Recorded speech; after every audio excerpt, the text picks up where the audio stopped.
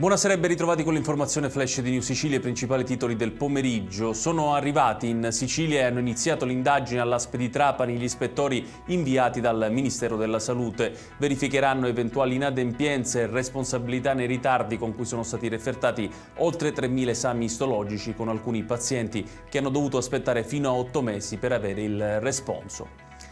Il ministro delle imprese e del Made in Italy Adolfo Urso ha convocato per venerdì 28 marzo una riunione al comune di Catania per affrontare la delicata questione legata a ST Microelectronics. Proprio questa mattina una delegazione di lavoratori aveva protestato a Palermo davanti alla regione per chiedere un tavolo tecnico. Sostenere l'economia reale e la crescita delle piccole e medie imprese sono questi gli obiettivi della nuova emissione obbligazionaria privata da 800 milioni di euro di Unicredit, interamente sottoscritta da Cassa Depositi e Prestiti. Le risorse serviranno a fare credito in particolare alle aziende del Mezzogiorno.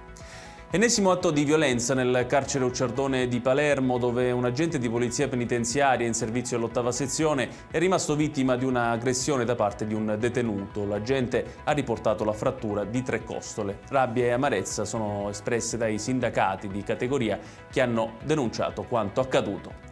E chiudiamo con il meteo. La giornata di domani sarà contraddistinta da generali condizioni di tempo asciutto, ma i cieli si presenteranno comunque nuvolosi e coperti in quasi tutta la regione, possibili schiarite in serata.